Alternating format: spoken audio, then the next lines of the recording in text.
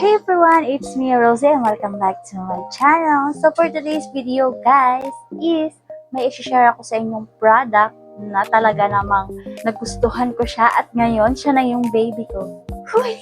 So i-share ko nga po sa inyo ay isa siyang whitening serum. So alam nyo na to kasi trending to sa TikTok. Anyway, disclaimer lang guys. So ito yung share ko sa inyo is based on my experience. Hindi naman ako yung experto.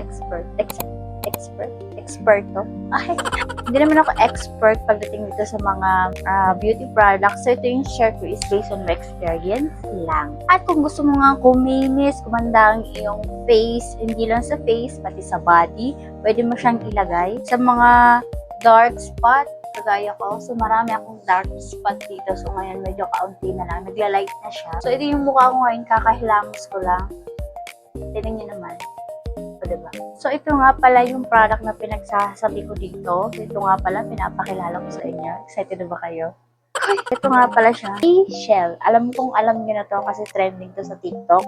At maraming gumagamit na rin to. At talaga namang legit siya, guys. So, i-recommend ko to sa inyo.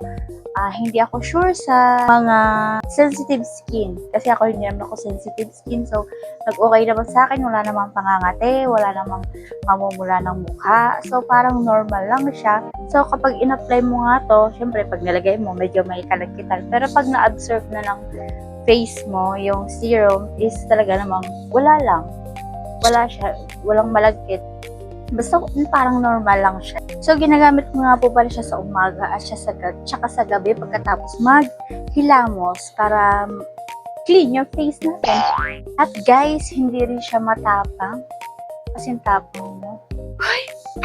Pero kung ang problema niyo sa face mo ay sobrang tindi talaga, so hindi ito ang solution. Kailangan niyo muna magpa-check up sa inyong derma kung pwede nyo gamitin to or may i-recommend silang gamot. Ganun. Baka sisihin nyo ako, di ba?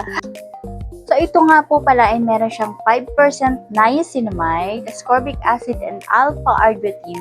Ingredients talaga nito is talagang nakakaputi talaga siya.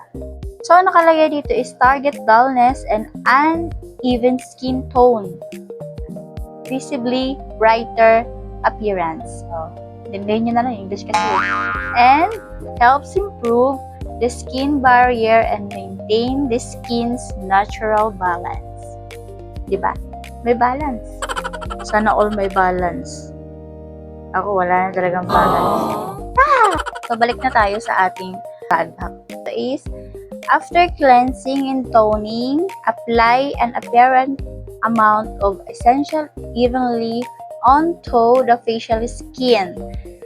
Then, gently massage until fully absorbed. So, yun. Hindi nyo na din English din kasi. So, yun lang naman. So, experience naman siya sa akin kasi hindi naman ako nangangate, hindi rin namumula yung mukha ko, hindi siya malagkit gamitin. Parang wala lang. Ganun. Kasi sa umaga kailangan nyo, di ba, mag-sunscreen. Kahit anong sunscreen pwede dito.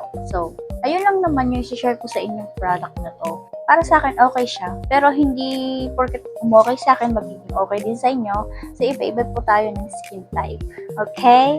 Alright. So, hanggang dito lang. Kung nagustuhan nyo hanggang dito, gustuhan nyo ang video na to, please like, share, and subscribe, and hit the notification bell for more upcoming videos. And see you in my next vlog.